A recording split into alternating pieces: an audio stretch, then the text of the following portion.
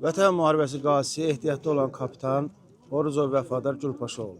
2 həftədir bizim kəndin uşaqları təhsildən yayınıblar. Heç bir məktəbə getmirlər. 2 həftədir. Biz balalarımızı zulmla böyüdürük, əziyyətlə böyüdürük. Müharibənin o ölümdən çıxıb gəlmişik.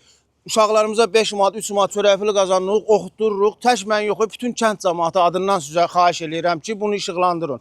Cənab prezidentimizə bizim səsimizi çatdırın. Çünki o bilmir, ona çatdırmırlar. Prezidentimiz də həmişə çıxışlarından deyir ki, kiçik məmurlar xalqı incidirlər. Bizə gəlib onların səsi sorağı çatmır. Biz də sizin vasitəsilə cənab prezidentimizə səsimizi çatdırırıq ki, bizə köməklik eləsin. Bizim balalarımız təhsildən yayınmasın. Biz bunu istəyirik. Nə də qoymayacaq ki, indi qərar qəbul edir ki, aşağı Çürkənd məktəbinə görə 2-ci simen uşaqlar getsin, sonra körpə uşaqlar necə getsin? Daşınma duman olur, yol gedir, qəzalar gündə nə qədər qəza olur.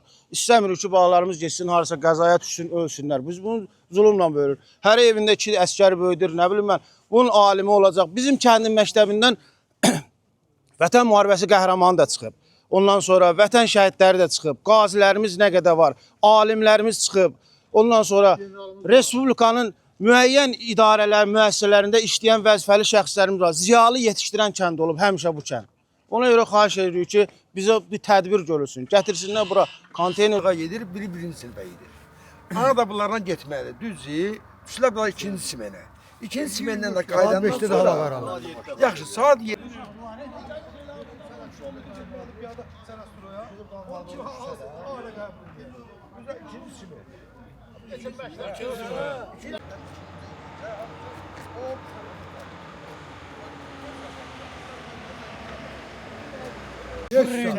Güya təmirin Mart ayından sonra təmir olunur. Onda da gedir o ki, karıfına gedir. O deyir ha. 2-ci mərtəbəsinə uşaqlar deyir, mən dünə...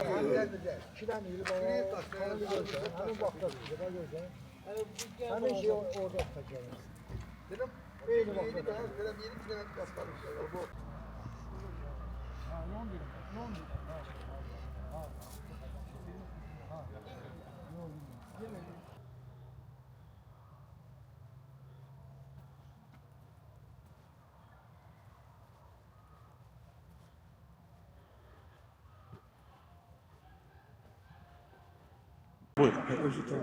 Nəcəfov Asif Etibaroğlu.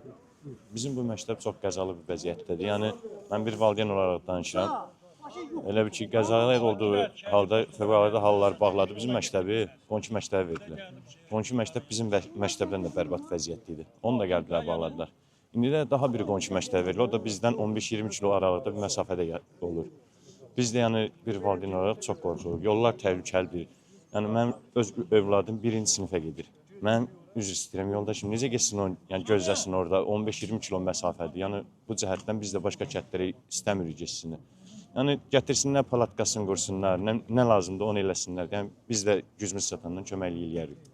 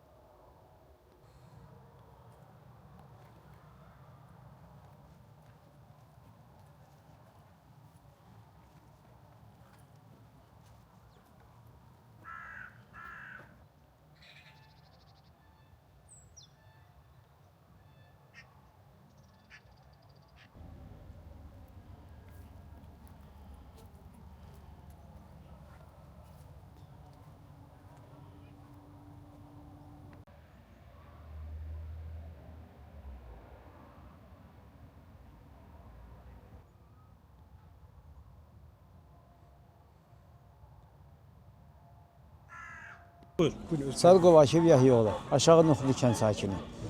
Bizim orta məktəbimiz var. Ataxan Sadıqov adına Nuxlu kənd orta məktəbi. Bir ildən də bir artıq müddət ki, qəzalı vəziyyətdədir. Fövqəladə narazı nümayəndələri gəlib və rəy veriblər ki, qəzalı vəziyyətdədir. Burada oxumaq olmaz. Ondan sonra bizim övladlarımız, uşaqlarımız, nəvələrimizi yuxarı Noxud kəndində məktəbi var. Ora göndərdilər. Orada biraz nəticədə. İndi məlum olub ki, ora özü də qəzalı vəziyyətdədir. Gəlib, oraya veriblər ki, qəzalı vəziyyətdə oxumaq olmaz, dərs keçmək olmaz. İndi bizim nəvələrimizi, uşaqlarımızı, övladlarımızı göndərdilər. Aşağı Şürkənd var, bizdən qonşu kənddir. Orada məktəb səliqəlidir, təzə məktəbdir. Orada dərs keçmək. Bu da ikinci növbəyə salırlar. Burada elə uşaqlar var ki, birinci sinif uşaqları, məktəbə qədər uşaqlar var. Valideynlər onlarla gedib məktəbdə dayanır. İndi buradan gedib aşağı Şürkənddə oturmağa olan imkanı yoxdur. Evin qoyub gedib burada oturmayacaq. Məktəb tikmək də şükür Allah bizim güclü prezidentimiz, iqtisadiyyatımız, dövlətimiz var. Məktəb tikmək o qədər də çətin şey deyil. Burada heç məktəb tikməyə də ehtiyac yoxdur. Modern tipli tikililər var. Gətirib ondan 5 dənə otaq Fövqəladələr Naziri dünyada hər yerdə daşqın olur, sel olur, fövqəladə vəziyyətlər olur. 10 min adamı bir həftənin içində yerləşdirirlər, yaşayır. Gətirib ondan 5 dənə, 6 dənə otaq artıq lazım. Versinlər özümüz qurarıq, ustalarımız da var. Qurarıq onu. Bu analıq olan ki, bu deyirlər ki, Azərbaycanda uşaqların oxumaqlı məktəb yoxdur. Bu ağla gəlməyən şeydir. Şükür Allah, dünyanın hər yerinə Azərbaycan dövləti humanitar yardım göstərir. Ondan 6 otaq çox iyi. Gətirib versinlər, özümüz quraq. Məktəb tikilənə qədər orada 2 növbə kəndi səliqəli dərs keçsinlər, evinə də getsin, müəllimlər də evinə getsin, uşaqlar da, valideynlər də nigaran qalmasın, yolda olmasın. Bizdən xahişimiz budur, işıqlandırın, dövlətə çatdırın. Mən 100% bilirəm ki, ümumiyyətlə prezidentin də, vitse-prezidentin bundan xəbəri yoxdur. Məlumat verilmir. Verilsələr, mən bilirəm ki, o da tədbir görür.